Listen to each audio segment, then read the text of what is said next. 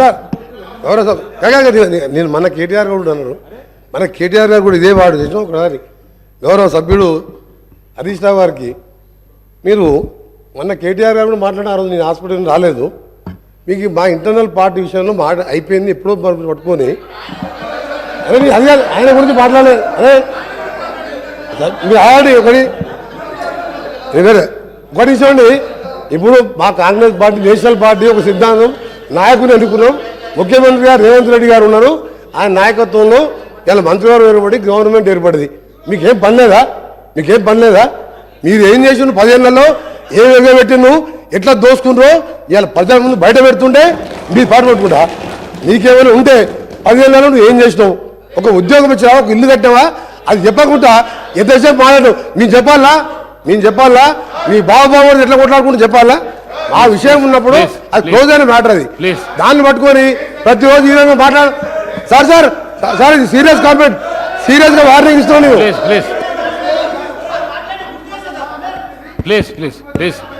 Please కూర్చోండి. Honourable speaker గారికి, మంత్రి గారు కూర్చోండి.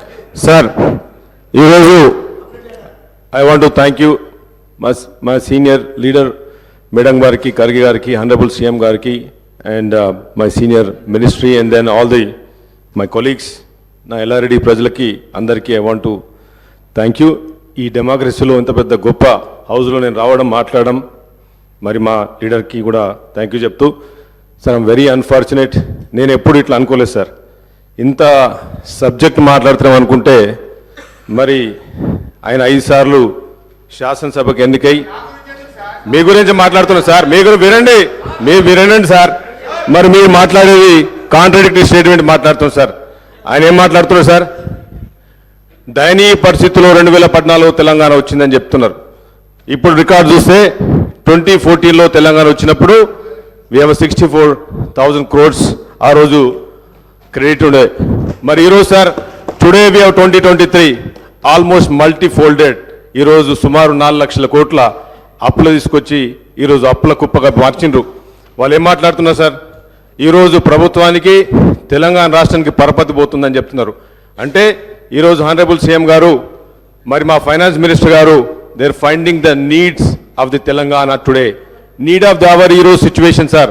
వైట్ పేపర్ అనేది need of the hour. I'm also coming from the corporate background. నేను కూడా సీఈఓగా పనిచేసింది సార్. ఈరోజు ప్రజలకి మనం ఏం చెప్పాలి సార్? ఈరోజు బ్యాలెన్స్ షీట్ ఏందో చెప్పాలి, ఎక్కడ స్టార్ట్ అయినామో చెప్పాలి. ఒక్కసారి ఫైనాన్స్ మినిస్టర్ మాట్లాడితే తను ఏమంటున్నాడు?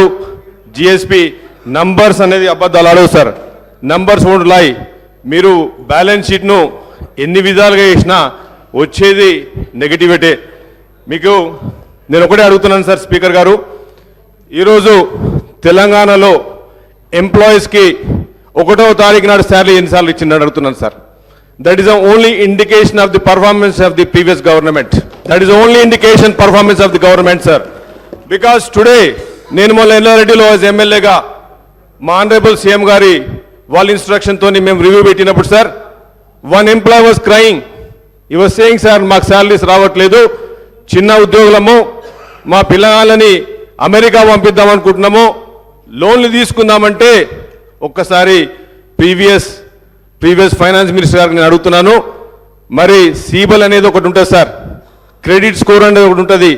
ఇవాళ వాళ్ళు శాలరీ కట్టలేక, ఈఎంఐలు కట్టలేక ఈరోజు వాళ్ళ సీబల్ స్కోర్ పోయింది సార్. ఇది today's situation of the Telangana. They talking about the best Telangana. మేము నంబర్ 1